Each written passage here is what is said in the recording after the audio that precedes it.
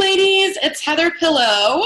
I'm an executive director with Pure Romance, and today we're going to be talking about Juggling 101, how to master time management.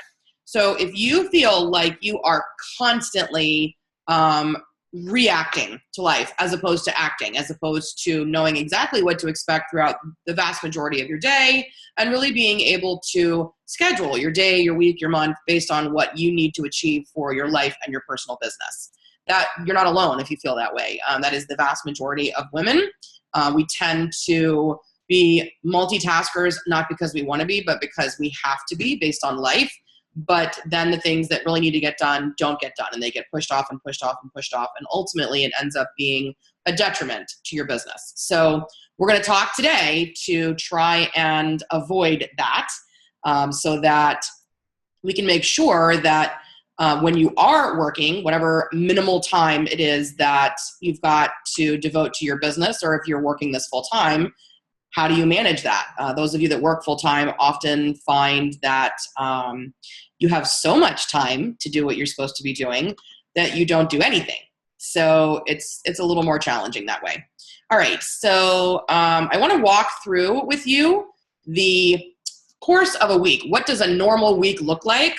And for the example that I'm going to use at this point, it's going to be somebody who works a full-time job and is a mother of multiple children, okay? And we'll talk about those of you that are my sexy singles and maybe those that don't work a full-time job thereafter.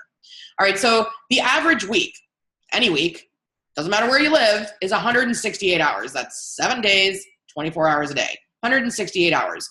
So if you are trying to be in maximum health sleep-wise, they advise you to have 7 hours of sleep. Sometimes that happens, sometimes it doesn't. Some of you need way more than that. So we're just gonna take that nice 7 round hours. That's 49 hours in a week where you're ideally sleeping. That leaves you with 119 hours. And you might wanna grab a pen and paper and write these down because it's gonna be lots of numbers coming at you. If you have a day job, I'm gonna assume that it's approximately 9 hours a day, Monday through Friday, okay? That's 45 hours out of your week, which leaves you with 74 hours. If you have 3 children and each one of them is in one activity at a time, which really is advisable, so you're not stressing them out because they're going to school too, that's their job, but they're in one activity that requires 3 one-hour practices in a week, as well as a 2-hour weekly game/event commitment. So that's 15 hours, okay? Then you've got, that leaves you with 59 hours. P.S. You're not actually doing that practice, so we'll talk about what you should be doing when those practice hours happen. And then let's say that you are a do-gooder and you do a few hours of volunteer work in your week, okay? So that is going to be 3 hours. We'll give you 3 hours for volunteer time, okay? So that's 56 hours you still have in your week. I just lost my notes. Sorry.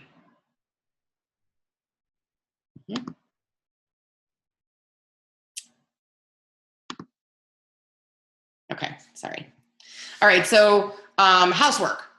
If you insist on doing your housework for yourself, bravo to you. I know some of you find it therapeutic, and that's okay. I personally am terrible at it. So I'm going to give you a big 8 hours a week for housework, okay? In my opinion, cleaning a toilet should take about like 4 minutes. But if you're really, really thorough or you find it therapeutic or whatever it is, 8 hours out of your week is going to be devoted to straight up housework. That brings you down to 48 hours left in your week. If you are a cook and you cook for your family, 3.5 hours a day is what I'm going to say is, you know, if you're really like legitimately prepping and cooking 3 meals a day, okay? Breakfast, lunch, and dinner for your family of 4 or 5. That's 24.5 hours, which leaves 23.5 hours in your week. Now I want you to take that 23.5 hours and divide it by 5 days. That means you have 4 hours and 42 minutes for all other activities / working your business, okay? 4 hours and 42 minutes, Monday through Friday. Now, let's add in some business here, okay? So you're doing 2 parties a week.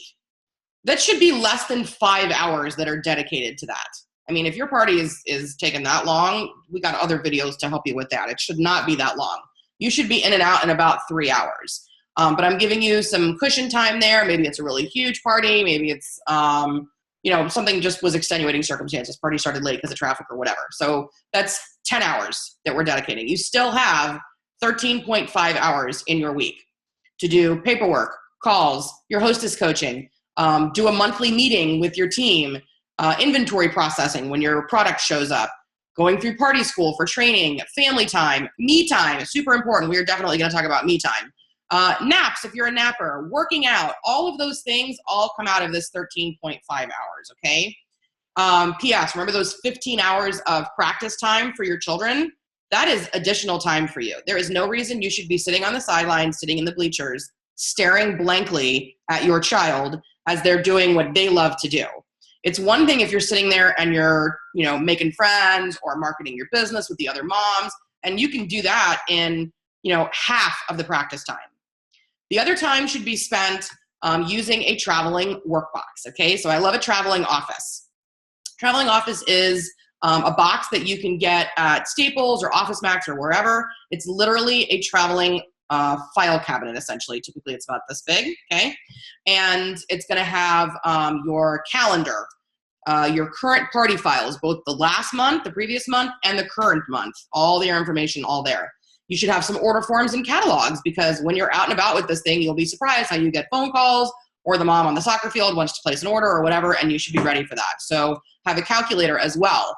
You want to make sure that your cell phone is always charged and you have a charger. You're in business. There is no reason you shouldn't have your phone charged, and that you shouldn't have a cell phone plan that allows you to freely speak on it and text. If you get to the end of your cycle on your phone and you've got 7 days left in your cycle and you're out of minutes, you don't have enough, or you're doing too much blabbing on personal calls if you're really trying to be tight on your budget. So, let's be serious here, like we're running a business.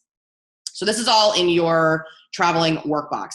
Have that with you all the time. I live in DC and there's traffic all the bloody time. And it's not like I'm telling you to be 60 miles an hour driving down the road looking at your travel box. But if you're literally stuck on the highway, it happens to me all the time. Or I get waylaid by a kid's activity. I'm stuck there, or I'm stuck in between activities. I've got gymnastics and then there's an hour gap in between, or I'm sitting at one practice. I always have something ready to go work-wise. This is your best friend. It is. And P.S., it's not just for Facebook and texting. It is actually a phone. You can talk on it. It's amazing, right? Awesome. Okay, so there's your traveling box. Now, it's time for true confessions. Are you a reality TV junkie? Be honest.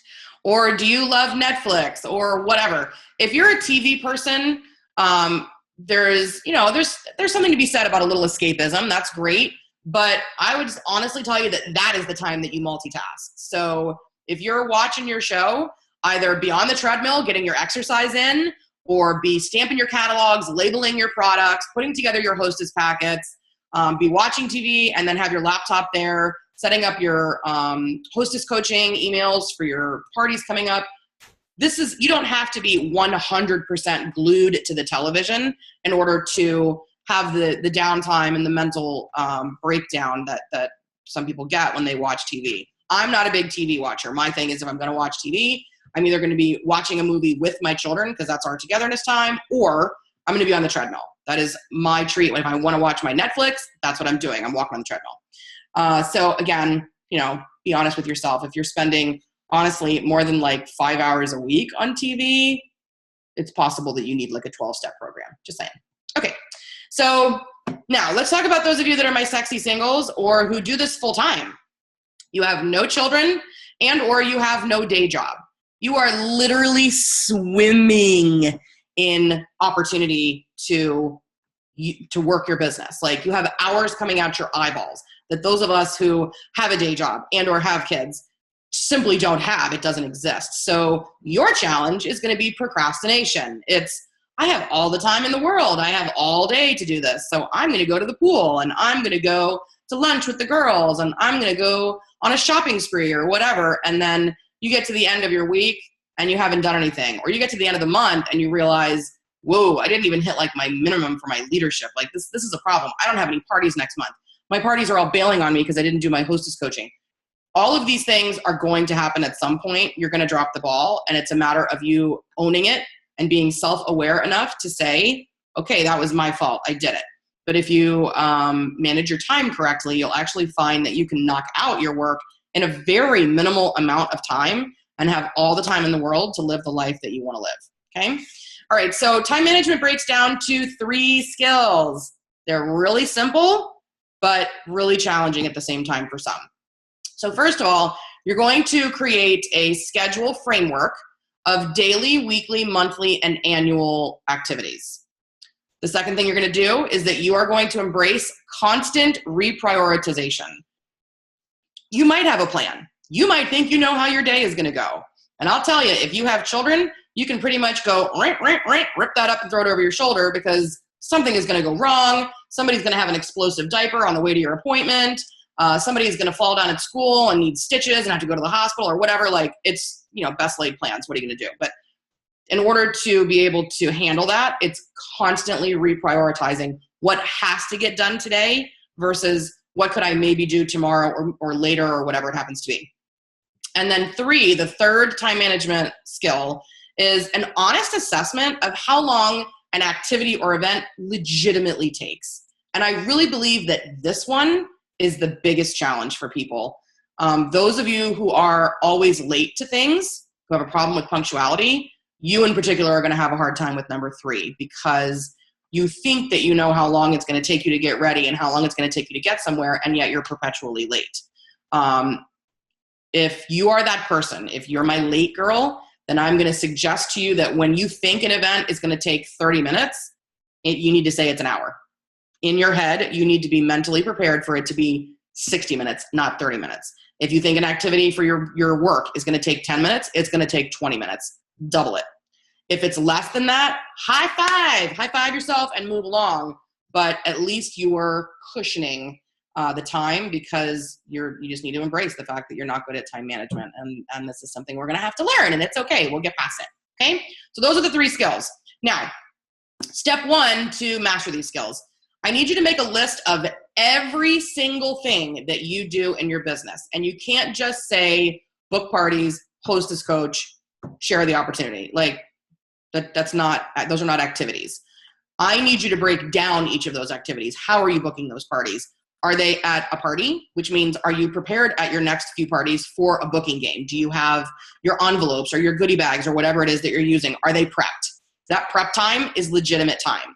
Are you posting things on Facebook to encourage people to book parties? The time that it takes to post that stuff or to set up the post ahead of time is time that it takes to do it. So you need to make a list of every single thing that you do in your business. And this is going to be a very fluid list. You're going to be adding to it. You won't be able to sit down all in one 20-minute segment and get it all exactly right. You're going to create your skeleton list, and then you'll see as the days go on that you'll be adding things to it. And it may take even a couple of months to get it really, really going, because as you get into this system, you're going to realize, oh, I forgot this. So add it to your list and put it in the schedule as we're going to talk about. So you need a list of every single thing that you do in your business. Step 2 is that you're going to sort your tasks into daily, weekly, monthly, and annual activities, okay? So it's ideal if you make your list on a laptop so that you can manipulate and move things. But if you're a paper girl, just be prepared to rewrite your list a couple of times. Daily activities are things that have to be done literally every single day, or at least 3 or 4 days out of the week. Obviously, a weekly activity is something that needs to be done multiple times a month. Monthly is something very specific, like processing your accounting for your taxes and that kind of stuff.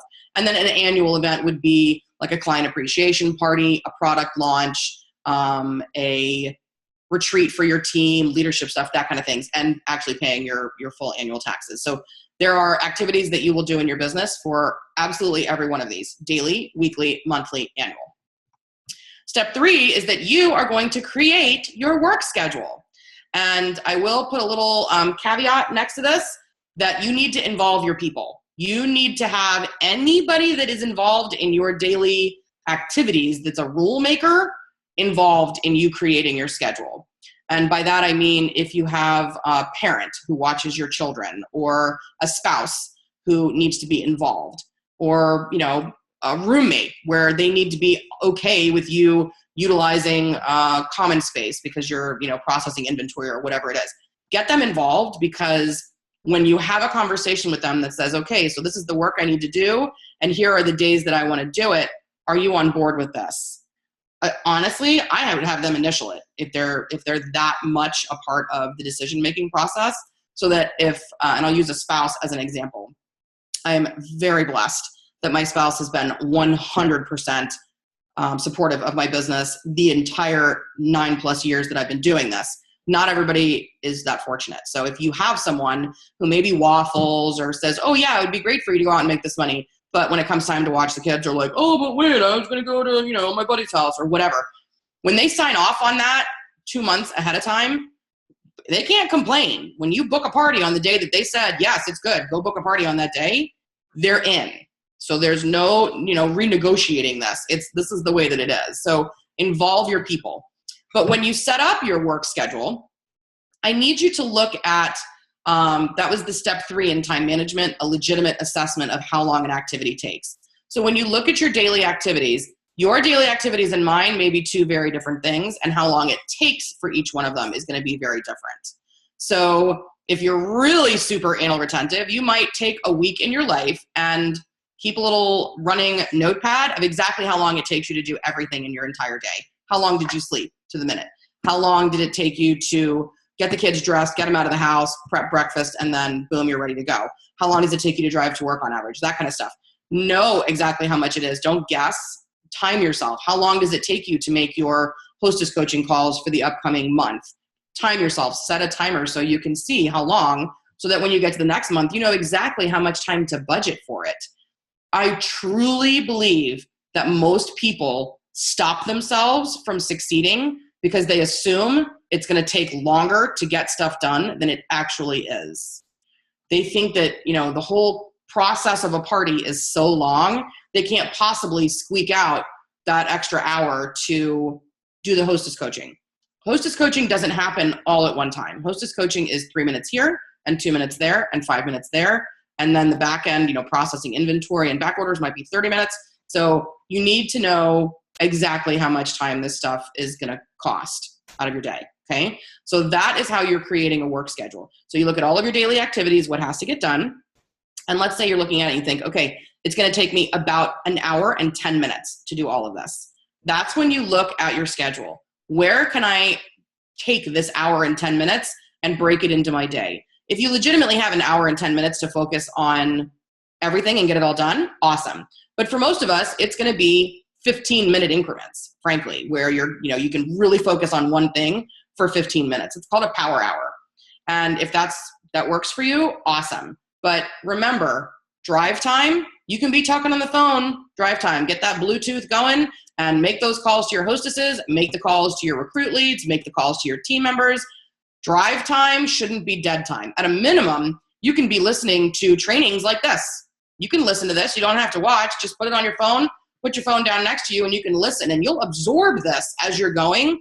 But drive time shouldn't be dead time, especially those of you that are mom taxis like me. We spend an outrageous amount of time in the car. Make it productive time. You'll feel so much better about getting in the car. It won't be such a drag because you have something to look forward to, and you'll be surprised how your kids might actually learn something too. Okay, so you're going to involve your people creating your work schedule. Now, some basic rules for success in time management, okay? So one thing that I find is really, really super successful, and those who have implemented it have come back to me and raved, is doing a daily brain dump. Most people like to do it right before bed. So have your little notebook. It's going to be a traveling notebook, okay? If you don't have a little pocket-sized notebook, I think you're probably making a mistake. So have something there, unless you're definitely like all electronic, and then you can use notes or pages or whatever. But I like to have a physical notepad so I can cross things off. There's a great feeling of accomplishment when you cross things off your list, right? Okay, so you're going to do a brain dump. And a brain dump is literally writing down every single thing that is on your mind right now. Is it stuff that has to get done tomorrow, or do you need to have, oh, I forgot to make an appointment with the doctor, we need to do this. I forgot to send out the email to my hostess, I need to do this. Or is it just something that's weighing on you? I don't feel good about the conversation that I had with my upline today. I need to reach back out to her and try and fix that. I don't like how I left this with a client. I'm going to go ahead and reach out to her again tomorrow. I am so frustrated that my children can't juggle their homework and their sports and everything else. How am I going to work with them on that? Just write it down. It doesn't mean you have a solution for the next day. It just means you're unloading it. You will be shocked when you do that how much better your quality of sleep is. Sounds ridiculous, maybe like it's hocus pocus, but it's not. It's getting it all out of here and putting it down on paper. So you haven't forgotten it, you haven't let it go, and you can come back to it the next day and you actually have your to-do list for the next day, right? So that's a brain dump.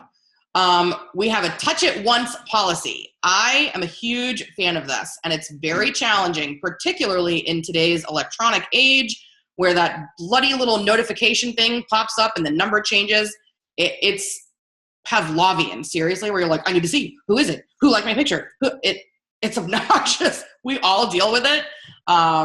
It's horrible, but if you can avoid it, you're better off. So a couple of things to do.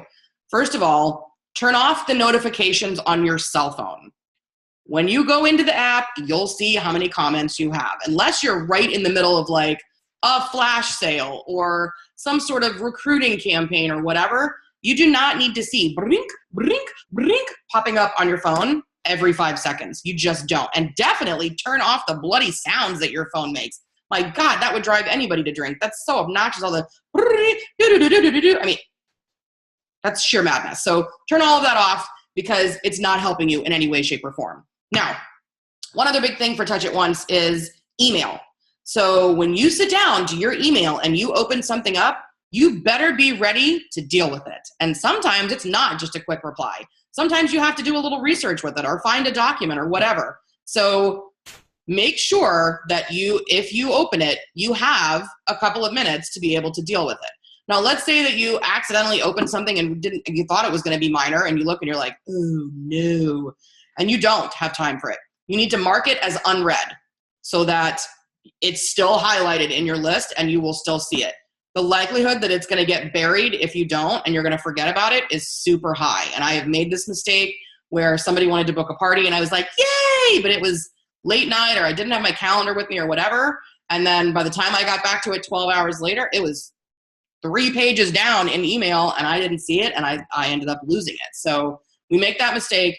That touch it once policy will eliminate a lot of it. Rule number 3, limit the open windows on your workstation. So if you're currently working on a project in Word, you only need to have open what you need to have open. So let's say you're doing some research and you're having to Google stuff. You have one screen where you're doing your research. You don't need Facebook. You don't need Gmail. You don't need Pinterest, for the love of God. Okay, that's a huge waste of time. You don't need any of this stuff up.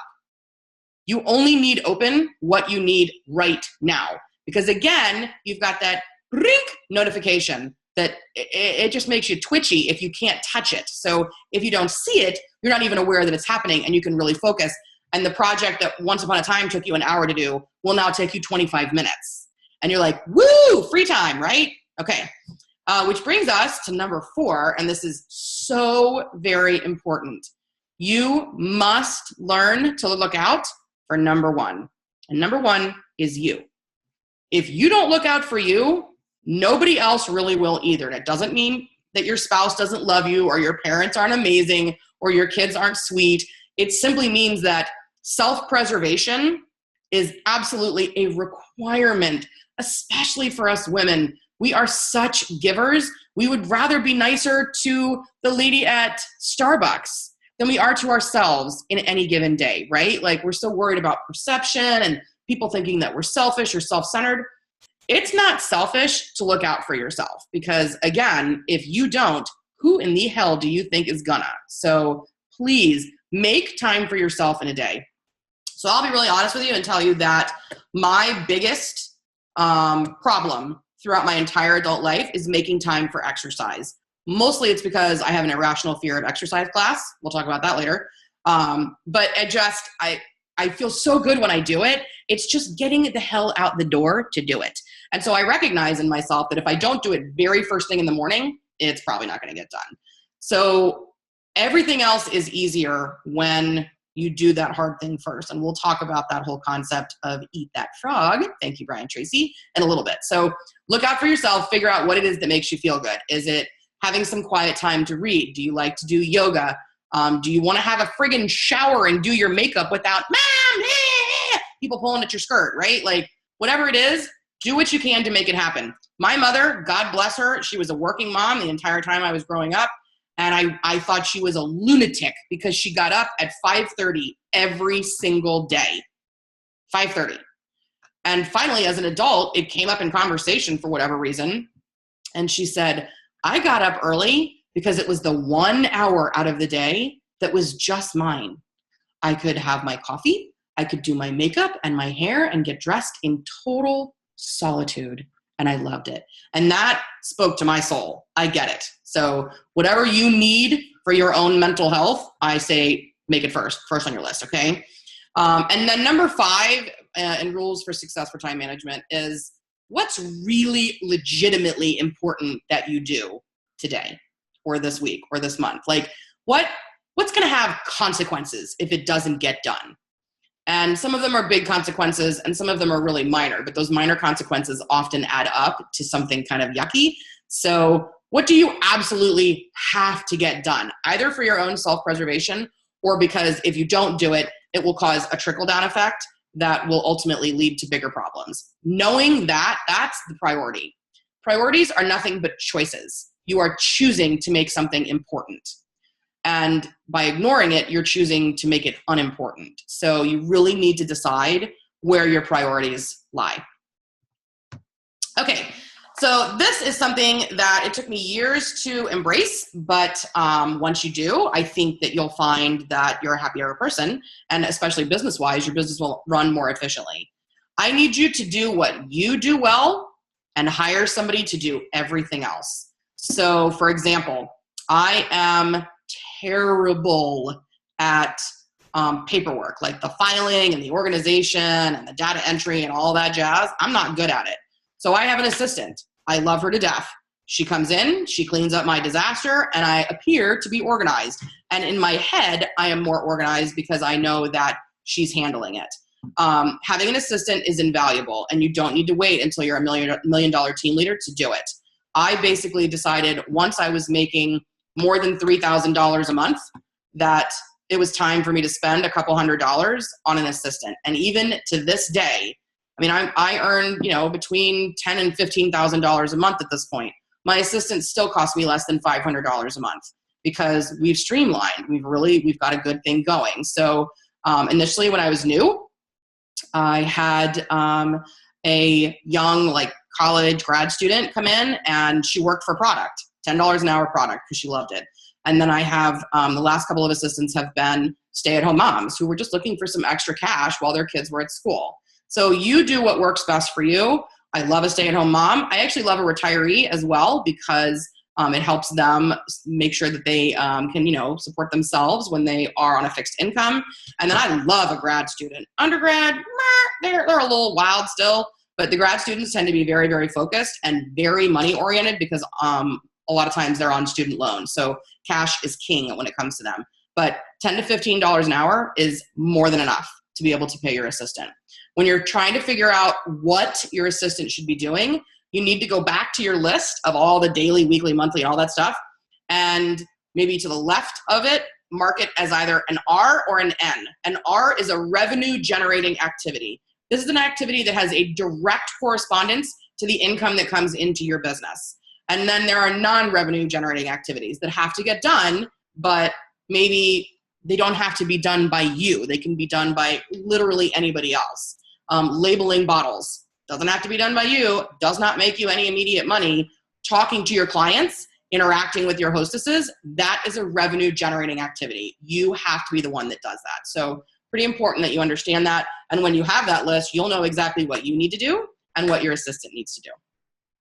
Okay, so let's talk about some sample activity lists, okay? So for those of you that are kind of like, oh my gosh, it's so much, my squiggles out there, you're having a hard time wrapping your head around your activities. So this is a sample list of daily activities. So all of the activities that go along with hostess coaching, calling, sending out emails, doing the follow-up text afterwards to the clients, that's all hostess coaching. And those things are going to happen every day, assuming that you're doing parties every week. You need to get in the habit of reviewing your downline report. Just looking in there and not just looking at the business details report that has the overall numbers, but really looking at the individuals and seeing who's really excelling this month, or who is one of your steady eddies that normally is, doing a consistent $1,000 to $2,000 a month, and the last 2 months she's barely done anything and she looks like she's about to go inactive. Those are the things that you should be aware of long before they come into play. So by quickly reviewing that on a regular basis, you'll be surprised at how you'll start catching things and seeing trends in your business that will help you grow. I'm a big fan of adding some sort of daily motivation to your daily activities. And this can be something that you schedule as a pop-up on your phone. I have a daily Bible verse that comes to me in the morning. I love just to kind of refocus and get tight with Jesus. I'm super tight with Jesus. I also have tut.com, TUT.com, that sends messages from the universe, which sometimes are uncannily spot on, and sometimes they're kind of silly, but I just like the feel of it. And then there's, I think it's called dailymotivational.com as well, as another one that can send you some stuff. And I know Darren Hardy has awesome daily messages that come through. So like there's limitless opportunities here. It's just what speaks to your soul. That's the kind of thing you want to make sure you're feeding yourself. Client care calls. Definitely something that you should be doing on a daily basis. I say make at least 5 phone calls a day. If you can do 10, awesome. Seriously, we're literally talking about 5 to 10 minutes here. 9 times out of 10, you're going to get a voicemail. People just screen their calls, and you're going to leave a message and you're good. But you're reaching out and you're touching your clients, so you're not that one-night stand. Team coaching calls are things that you should be doing on a pretty regular basis. The bigger your team, the more often this is going to be. I typically do 3 to 5 in a week, and I try to do just 1 a day. So it's a half an hour for me and again, I work this full time, but it's a half an hour where I can dedicate to that individual. Recruit interviews. Again, if you're doing multiple parties in a month, you're going to have recruit interviews that are staggered throughout the week. So make sure that you're aware if you need to schedule those in. 5 is alive is another one. Contact 5 new people, whether it's out and about while you're running your errands, meeting moms at your kids' activities.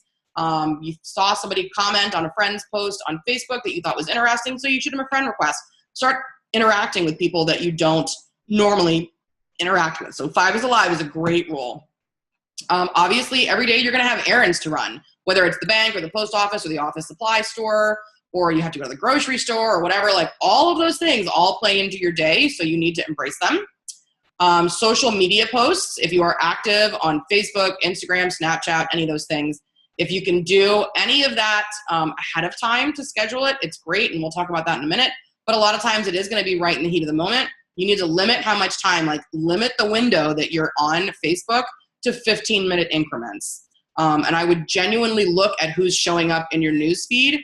And if it's a bunch of people who are either other consultants or people that are just horribly, miserably negative, and you really don't want to see their stuff, just unfollow them, y'all. Like there's no reason that you should be filling your news feed with things that are not productive for you. You want to see your family, you want to see your legitimate friends, and you want to see your clients.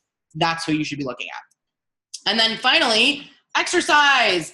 I'm trying to embrace it, okay? I'm trying to embrace my inner goddess, and you should too, because man, nobody ever said, I really regret that workout. Like it just didn't happen. So try and fit in, even if it's like 3 10-minute walks throughout the day. I use my dog as an excuse. So at a minimum, I know I'm getting 30 minutes of walking, but I really do like to have a little bit of concentrated treadmill time just for my own mental health. So some sample weekly activities. Entering parties into your client database. Again, if you have an assistant, this is something that she should be doing. But definitely don't let this get behind, because man, it is a drag if you have to do 6 months of data entry all at one time. And when you do a flash sale or some sort of promotion, or there's an awesome starter kit sale, you're going to regret the fact that all those clients are not all in one very easily accessible database. So get into the habit of doing that every single week. Processing inventory, back orders, hanging lingerie. When your shipment comes in, you have to process it. And generally, we're not placing more than 1 order a week. At least I hope you're not, because that's not really smart ordering technique. But ideally, it's 2 to 4 times a month that you're placing orders if you're doing consistent parties. Team communication and recognition. That's a whole other webinar to talk about exactly what kind of a schedule to keep for team communication. But you most definitely should be interacting with them at a minimum on a weekly basis, if not more often. Parties. Obviously, if we want to have consistent income coming in, we need to be consistently doing parties, at least one party a week, ideally 1 to 3, depending on the income level that you're trying to make. So make sure that you tack in that 5 hours per party. If you have a goal buddy or an accountability partner, you want to be talking to them at least 1 time a week. If you don't have somebody like that and you're like, that sounds amazing, I would love to have that person, it needs to be someone that you are not friends with. Okay, you're not going to talk about your kids, you're not going to shoot the bull about your dogs, you're talking business. And it needs to be someone that ideally is on the same general level as you and trying to project in the same direction. So if you're both trying to hit President's Club or you're both shooting for a contest, that's the kind of person that you want to be accountability partners with. Oftentimes, it might be someone that you're uncomfortable with how they run their business because it's different than you, but different is how you grow. So you're going to need to embrace some of it, and some of it you're going to be like, that's not really for me, it's okay. But you'll be amazed when you start bouncing stuff off each other, how both of you end up skyrocketing. And then finally, in your week, I'm going to recommend that you have some sort of a personal day. For me, generally, it's Thursdays. Very rarely do I do anything during the day on Thursday that is heavy-duty work. That's when I'm doing my hair appointments, my nails. If I have doctor's appointments, if I want to go have lunch with my kids, I try and make it on a Thursday, just so it's consistent for me. And it, again, it feeds my day that I have a day that's all about me. All right, so some sample monthly activities. Taxes and data entry of receipts and expenses. Super important you keep up with that, ideally in a spreadsheet. Creating your hostess packs, recruit packs, welcome packs for new recruits, that kind of stuff. Don't make those onesie-twosie. Like, what a waste of time. Do 30 at a time, right? Or if the catalog's coming in a pack of 20, do 20 at a time. But I'm a big fan of doing like 100 at a time. You know you're going to do these parties. You know you've got the recruits coming. Why not just sit down, knock it all out while you're watching your Netflix or whatever, and then you've got them all stacked up and they're ready to go and you don't have to think about it. There's no extra time. And a good time to make that happen is if you have a party cancellation or you get snowed in or there's a hurricane and you're trapped in the house or whatever. Like, utilize time that was unexpected free time to the best of your ability. Labeling paper products and making sure that they're sorted properly. So all of your catalogs, all of your recruiting brochures, everything all needs to have all of your information all over it. And that is a non-revenue generating activity. So again, your assistant could really be doing that. But if you're still starting out and you're doing all of that, that's a multitasking while you're watching TV activity. Mailing downline rewards for your incentive plan, birthday cards, love notes, kudos, whatever it is. Like, on a monthly basis, you want to be reaching out to 5, 10, 15 team members, depending on how large your team is, to just acknowledge them and, let them know what they've done that you like, or to cheer them on, or to give them a boost if they're struggling or whatever. Creating a client newsletter. Super, super, super important. That client newsletter is your way to connect with people month after month after month after month. And, the longer you're in business, you're going to have clients that have been with you since day one, and they need to know that you didn't just take their money to get products and you're never going to communicate with them again. So I love my client newsletter. And that, again, that's a whole other webinar. Every month you should be attending a team meeting. If you are a leader and you're the one prepping for a meeting, you're going to have to add a little extra time in there, because pulling together a meeting is an art. Attending a meeting is 3 hours essentially. Prepping for it is probably going to be another 3 hours. And depending on how detailed it is, it might even be more than that. And this is where 2 leaders working together can really maximize time and effort. But I would also suggest to you that on a quarterly basis, you attend a meeting that is not one that you have prepped. Just go and soak up the juju. Like, you need to feed your mind just as much as your girls need you to feed theirs. So don't leave yourself out. State of the team webinar. We love to do this. I have girls that literally don't participate in anything else just because of their schedule and it's challenging or whatever, but they are on that state of the team webinar every single month. And I create a PowerPoint so it shows all the numbers, it shows the top 10 recruiters and the top 10 sellers and our queen of sales and what contests are coming up and what new products were released and all that stuff. So typically it takes about 45 minutes. But it's just a good way to get everybody together to connect, especially if you've got teams that are all over the country. Thank you notes to hostesses. Really good to do this. I know some of you like to do the little Cheryl cookie grams.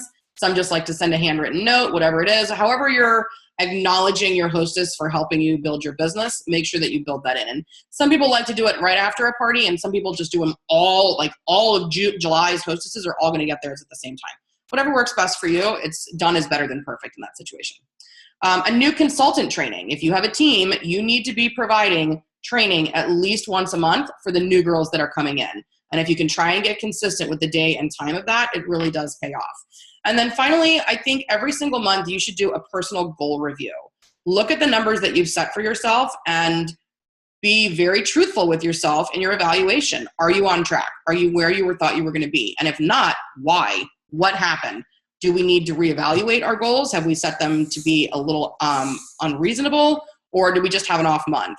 Or did you blow it out of the water and you've blown it out of the water the last 3 months and maybe we need to up our goals a little bit because we were too conservative? So I think it's very important that you look at numbers on a really regular basis because that is how you're going to grow and see trends in your business seasonally.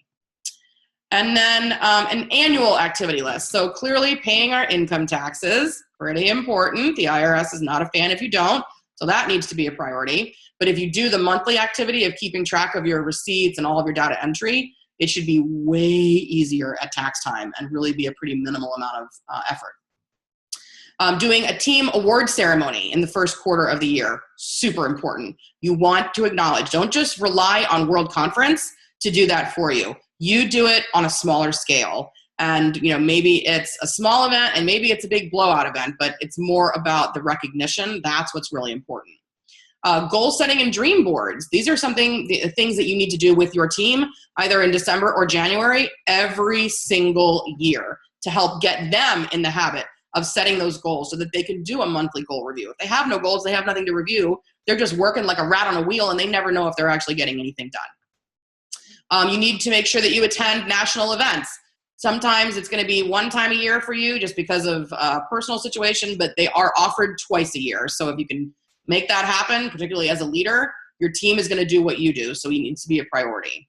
The next one is conducting a satisfaction survey for your team. So this can be hard, especially if you feel like things are not going as well as they should, or maybe there's some conflict on your team, or you feel like you should be progressing further as a team and you're not. It's never easy to take criticism, but if you can get some good, honest feedback, you will grow as a leader and your team will benefit exponentially. So I use SurveyMonkey for that. And I'll give you a list of all the things that I use resource-wise as far as like websites and stuff. But that annual team satisfaction survey is super, super helpful for you to grow. Also doing a team leadership training at least once a year, probably twice if you can fit it into your schedule because you have new girls promoting all the time. So in my opinion, anybody senior consultant or higher needs to have specific leadership training that you provide. Obviously, there's some done when we have regional events like the Do Life Different series, but I think that they also need to hear from you. And it's also fantastic if you can get another leader that's not in your up or down line to come in and you do maybe a meeting swap, super helpful. Doing that client appreciation party at least once a year. Many of us do it twice. Definitely is a good way to get some face time again with your longtime clients and just let them know how much you appreciate their business year after year after year. And then a flash sale. This is optional, but it's a great way to unload some inventory before new products come out. And again, just give an extra perk to your clients that have been around for a while. Okay, so a book that I'm going to suggest that you read if you struggle with time management is magical. It completely changed not only my business, but the way that I run my entire family's life about 7 years ago. And it's called Eat That Frog by Brian Tracy. Those of us that were at National Training in Las Vegas this month got to see him speak. He is so amazing. What a silver fox. I mean, I did not expect him to be funny. And he was, just a total class act. But the gist of it, before you dive into the book, and it's a really fast read, super, I don't care if you're not a reader, it's really fast. Or get the audio book if you're not a reader and listen to it while you're driving. The idea is that we all have something in our day that we absolutely dread doing. Again, for me, it was exercise. So if I do it first thing, everything else in my day seems effortless. Plus, I have a feeling of accomplishment that just brings a more positive vibe to the entire rest of my existence. So take your frog, whatever it is, and just do it. Like, you just have to embrace it and do it. I'm not sitting in my office right now. I'm sitting in my kitchen so that I had better light. But I have a huge, ugly toad, stuffed toad, that sits in my office that stares at me to remind me that I need to eat that frog. And, you know, every day, are you going to eat that frog? No, you're going to fall off the wagon. But the days that you do, oh my gosh, you're going to be like Superwoman. Like, where's my cape? It's going to be amazing.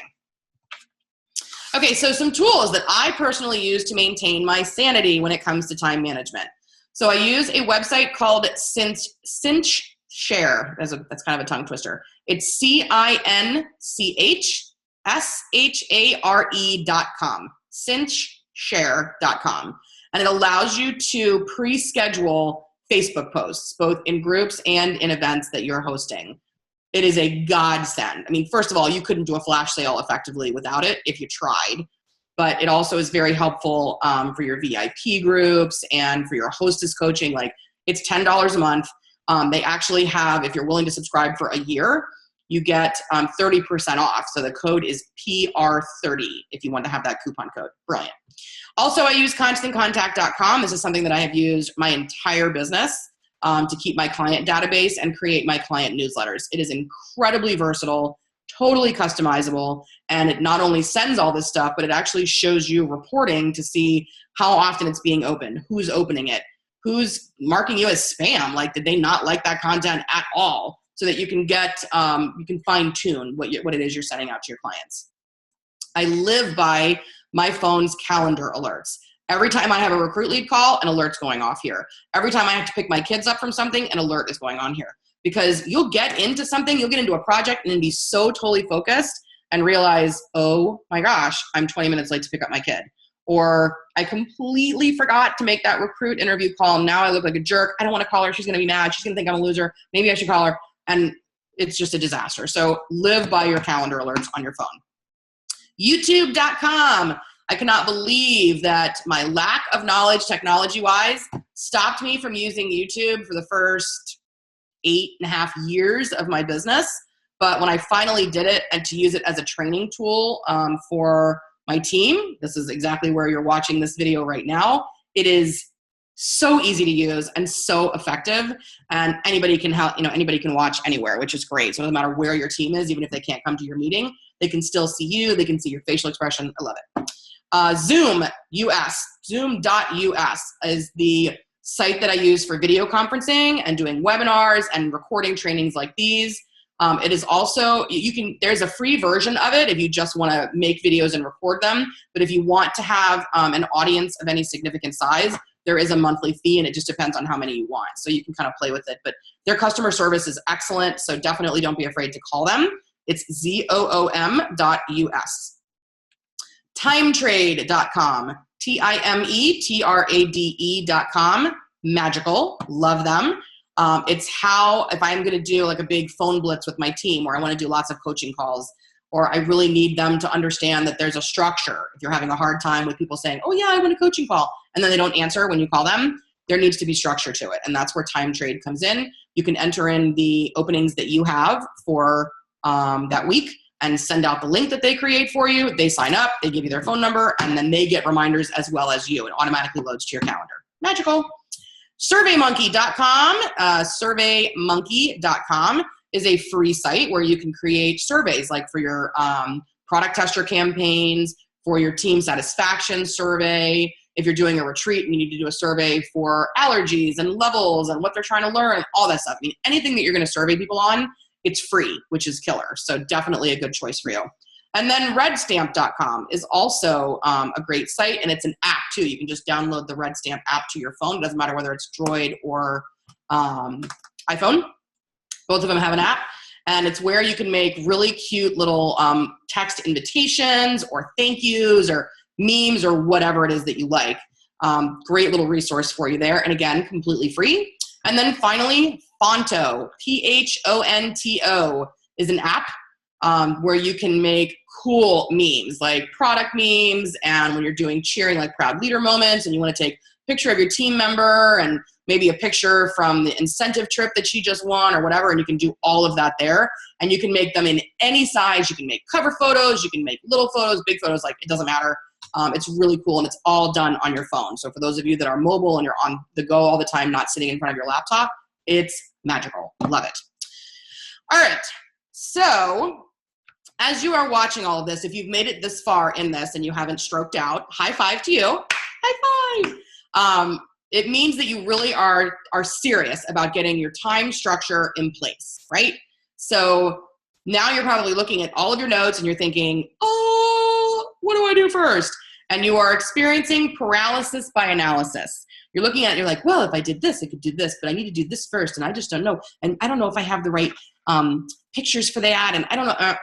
You're just overthinking it. Like, knock it off before you give yourself a heart attack and just dive in. Look at your notes. Which thing is going to be A, the easiest to accomplish first, and B, give you the most bang for your buck right away? Do it, knock it out, cross it off your list, so that, again, you can have that feeling of accomplishment and you'll be more likely to jump in and do something else. For most people, it's actually doing that list of activities, making the list of activities that you have to do in your business, and then marking them daily, weekly, monthly, annually. That's a very easy place to start, and then go from there. All right, girls, so I hope you found this helpful. If you have any questions, please feel free to contact me through Facebook. I'm at heatherwilsonpillow.com. You can follow me there and shoot me a message. If you're already a consultant, following me is the easiest way to get a hold of me. And then you can also just post a comment here under this video, and I'll make sure that I get back to you here as well. Thanks very much. Good luck in managing your time and juggling your life, and good luck with your business. I wish you all the success.